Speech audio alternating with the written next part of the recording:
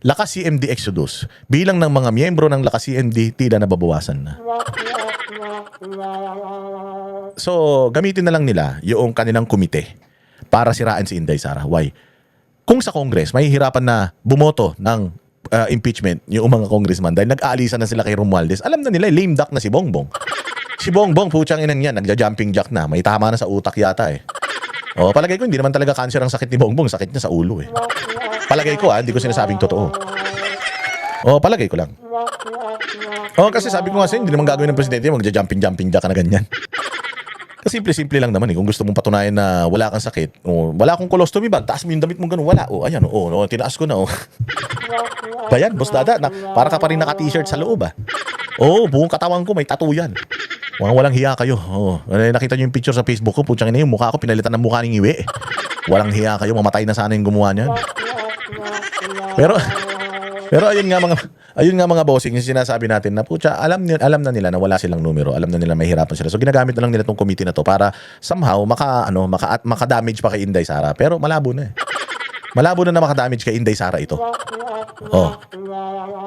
Pakinggan nyo kung bakit hindi nila madala ng diretso sa Senado. Kasi hindi nga sila sigurado kung madadala sa Senado eh. Pag dinala sa plenaryo yan, putya nga baka malusaw yan eh. Kasi sasabihin lang ng mga congressman, putayin nan yan. Ito pagbobotohan natin, ibaba yung 12% tax. Pagbotohan natin, tanggalin na yung excise tax. Pagbotohan natin yung mga programa na kailangan ng mga Pilipino dahil hirap na yung mga Pilipino. Nag-aaway-away na, nagagalit na nga sila kay BBM dahil hindi tinanggal ni BBM yung excise tax ng diesel at gasolina. Pantakin mo, tinanggal niyang excise tax yung gasol at saka yung kerosene. Tarantado. Kung ano yung hindi natin masyado ginagamit eh. Yun yung tinanggalan niya.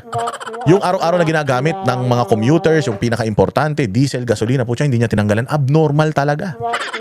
Humingi ng special powers para may kakayahan siyang mag-suspend ng tax, puta, hindi ginawa. Tanga talaga. Kaya sabi ko sa inyo, cancer ba? Stage 4 colon cancer o kung ano man yung mga kumakalat na mga chismis, sakit ni Bongbong, palagay ko hindi.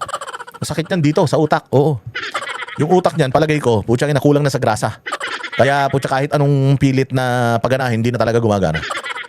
Sige, diretso. Mayorya sa Kamara nabubuwag na rin dahil sa VP Sara saga. Ayon kasi sa aming source, isa-isa nang nalalaglag ang mga kapartido ni dating House Speaker Martin Romualdez. Si Romualdez naman talaga may gusto niyan. Si Romualdez naman talaga may gusto na mawala si Inday Sara kasi nga planong tumakbo ng ulol na yan ng pinsan ni Satanas. Ano yan eh? Planong tumakbo niya ng presidente sa 2028. Kaya naman gusto niya patanggal si Inday Sara eh. Kung di ba naman sila mga tanga, nagdeklara na si Mike Defensor. Sabi ni Mike Defensor, sige, laglag niyo si Inday Sara. Tangina si Basti yung papalit, mas tarantado yun. Ngayon ako congressman, tangina, mas loko-loko yung papalit. Buti to si Inday Sara kahit papaano magiging busy ito sa pag-ayos ng Pilipinas. Pero pag si Basti ang umupo, putay, puro tataw yan, katulad ni Boss Dada, putya, baka utak ano yan. Parang katulad ni Pangulong Duterte, puta, isa-isahin tayo niyan. Kung hino-hostage yung budget natin nito ni Romualdez at hindi niya ilalabas kung hindi tayo pipirma, putang ina, pag sila naging presidente, 6 na taon yun, congressman ako, putang ina, markado ako sa kanila. Kahit 5 duling, wala akong makukuha. Alam mo yun? So, itong mga congressman ngayon, putang ina, itong mga alipores ni Romualdez, isa-isa na nalalagas, parang buhok niya. Kaya ngayon, hindi nila maidala sa plenaryo yan. Kasi nga, syempre, alam nila yun, taga dyan sila. May impeach ba si Inday Sara dito? Pucha, tangina, subukan nyo. Subukan nyo. Sabi pa naman ni Kimbo nung nakaraan, pag nagtanong ka, may impeach ba? Oo, may impeach ba? Oo. Di ba? Pero sabi niya, mag-ingat kayo dyan, mga loko-loko mga yan, sinungaling yan. So wala silang numero. The reason why, ginagawa nila itong mga ganitong katarantaduhan kay Inday. Isang detalye sa exclusive agenda report ni Joash Malimban. Tila nagsisimula na umunong kumalas ang mga miyembro ng Lakas CMD sa Kongreso. Ayon yan sa isang mapagkakatiwalaang source na may mataas na tungkulin sa Kamara. Umabot sa 100 ng miyembro ng Lakas. Tinan mo yung tsura ni Martin, putya, parang nauupos na kandila na. Di pag jumping jackin nyo nga yan. Para malaman natin kung baka mamaya pag jumping jack nyo, yung tenga nyo malaki, malaglag. Pinaglihirin sa saranggola to eh. Putya, kaya sabi ko nga sa inyo, kaya yung laki ng tenga niya, yun ang kapangyarihan niyan, lumalaki yung tenga niya kapag may perang naririnig eh. Uy, may pera. Gumaganon niya. Uy, may pera. Putang ina, nakawin ko yan. Ganyan. Kaya kita nyo yung tenga niya, yung kapangyarihan niya, putya, lakas ng signal niya. Ano yan? Putya, 5G yan. Pagka na ano niya, magre-release na ng pera. Gaganon na yung tenga niya. Putang ina, saan yung pera? Saan yung pera? Kunin ko yan. Walang iyang tong Romualdez na to. Ito ang salot eh. Si Bongbong baka magtatrabaho naman na matino sana yung, kaya lang putang ina, demonyo talaga. Ito demonyo, hindi si Bongbong eh. Hindi si Bongbong kasi sabi ko sa inyo, si Bongbong wala yung gustong gawin kundi mag-party lang. Gusto lang ni Bongbong kumanta ng karaoke, ganyan. Gusto ni Bongbong uminom-inom lang o magbakasyon, manood ng karera. Si Bongbong walang, tsaka nanalo na si Bongbong, ano pang gusto niyang gawin sa buhay niya? Oo, matagal pa naman para maging eligible yung mga anak niya para tumakbong presidente kasunod niya. So, ito ang nangarap. Si Bongbong magtatrabaho naman sana ng matino. Okay naman sila sana ni Inday Sara, pinasukan lang nitong hudas na ito eh. Ito talaga ang salot. Putang na maniwala kayo. Oh, ito talaga. Sabi ko sa kanya, kung merong Satanas, kung merong muka si Satanas nung hindi pa siya demonyo, ito yun.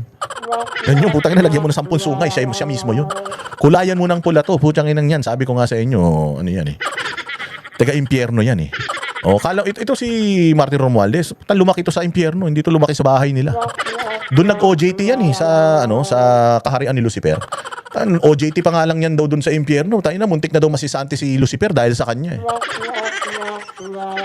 Sobrang sama ng ugali nito eh. Oh, ako naniniwala ko si Bongbong Marcos matino yun eh.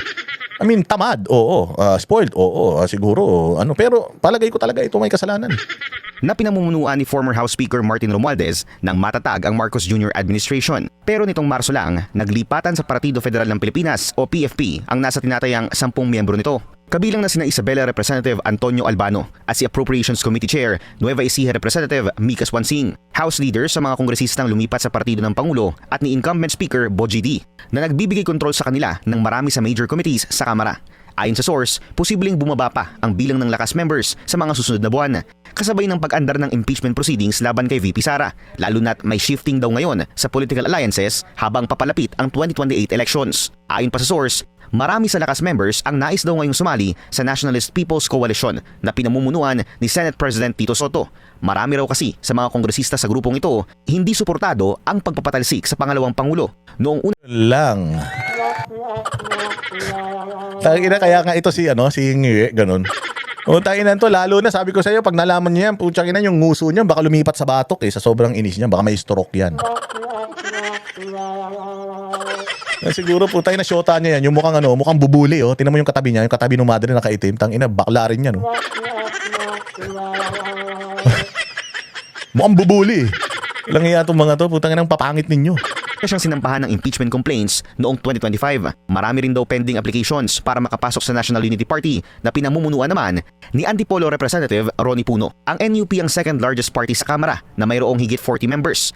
Pero ayon kay Congressman Puno, pinag-iisipan pa ng NUP Membership Committee kung tatanggapin ng mga aplikante. Dagdag niya, 5 lang daw ang posibleng makapasok sa partido as early as Wala na sila numero.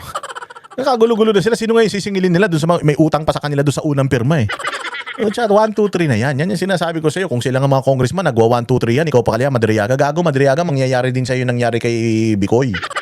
Mangyayari din sa iyo sa mga nangyari sa mga testigo ni Risa Ontiveros na hindi na nila kayang i-sustain.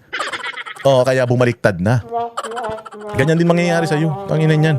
Wala yan. Sabi ko sa mga future pang testigo, maniwala kayo sa hindi nagtatagumpay yung kasinungalingan o over katotohanan. Lagi niyong tatandaan yan. next week. At hindi rin daw lakas congressman lang ang mga pinagpipilian. Kasama raw dito ang isang miyembro ng NPC, 2 mula sa PFP at isa mula sa Nationalista Party ng mga Villar. Sakaling matuloy ang pagpasok ng mga bagong miyembro ng NUP, muli itong lalaki at aakyat na sa mahigit 50 ang mga miyembro sa Kongreso. Sinubukan namin kumuha ng pahayag mula sa ilang mga kongresista ng PFP at NPC pero wala pa silang tugon sa ngayon. Para sa agenda, Joash Malimban. Yon yung reason kung bakit sinasalsal pa nila to dyan sa Committee on Justice, hindi pa nila dalhin sa Senado. Walang inuurungan, pag tama palakpakan, pag mali ay